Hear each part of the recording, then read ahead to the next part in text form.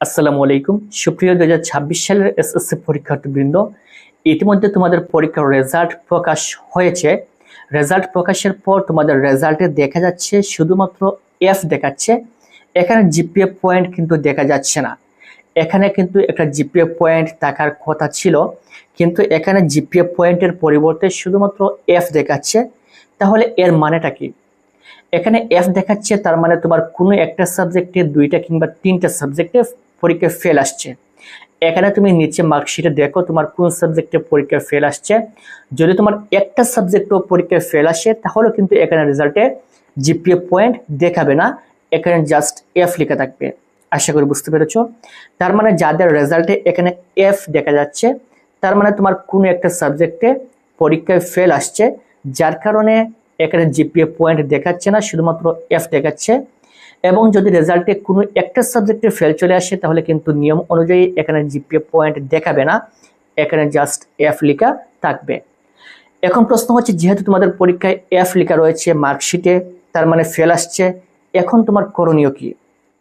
যদি তোমার পরীক্ষায় ফেল আসে তাহলে তোমার একটাই মাত্র করণীয়, সেটা হচ্ছে বোর্ড চ্যালেঞ্জের আবেদন করা। এবং এই বোর্ড চ্যালেঞ্জের আবেদনের মাধ্যমে ইনশাআল্লাহ রেজাল্ট পরিবর্তন হবে। এবং দ্বিতীয় যে অপশন সেটা হচ্ছে হয়তোবা তুমি বোর্ড চ্যালেঞ্জ করবে, না হয় আগামী বছর আবার ওই সকল সাবজেক্টে পরীক্ষা দিবে। তবে সবচেয়ে ভালো হবে বোর্ড চ্যালেঞ্জের আবেদন করা।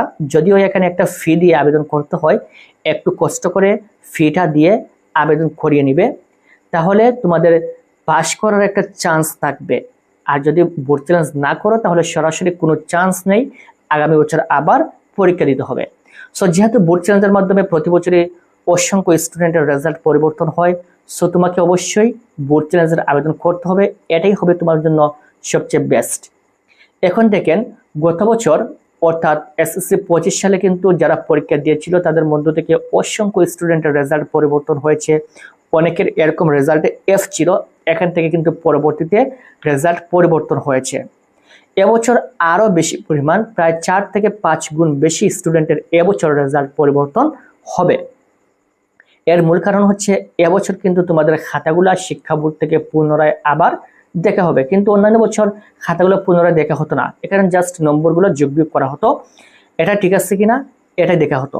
কিন্তু এবছর তোমাদের পরীক্ষায় কি করা হবে, তোমাদের বোর্ড চ্যালেঞ্জের মাধ্যমে তারা খাতাটা পুনরায় আবার শুরু থেকে শেষ পর্যন্ত দেখবেন। কারণ এখানে অনেকে রয়েছে যারা ভালো পরীক্ষা দিয়ে আসছে, তারপরেও কিন্তু পরীক্ষায় ফেল চলে আসে। অনেকে জিপিএ 5 পাওয়ার মতো স্টুডেন্ট, তাদেরও কিন্তু এখানে ফেল চলে আসে।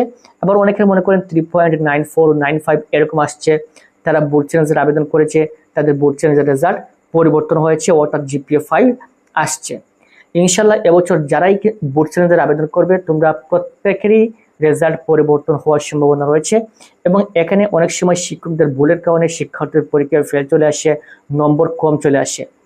এক্ষেত্রে যদি তুমি বোর্ড চ্যালেঞ্জ করো তাহলে সে বিষয়টা ধরা পড়বে, এবং ধরা পড়লে অবশ্যই তোমার রেজাল্ট পরিবর্তন হবে এবং ফেল থেকে পাস করবেন, কিংবা জিপিএ পরিবর্তন হয়ে A+ কিংবা A গ্রেড চলে আসবে ইনশাল্লাহ। আশা করি বুঝতে পেরেছ। তোমাদের বোর্ড চ্যালেঞ্জ সংক্রান্ত সকল আপডেট আমাদের ফেসবুক পেজ এবং ইউটিউব চ্যানেল থেকে পাওয়ার জন্য অবশ্যই আমাদের ফেসবুক পেজ এবং ইউটিউব চ্যানেলটি সাবস্ক্রাইব করে রাখবেন। Thank you so much.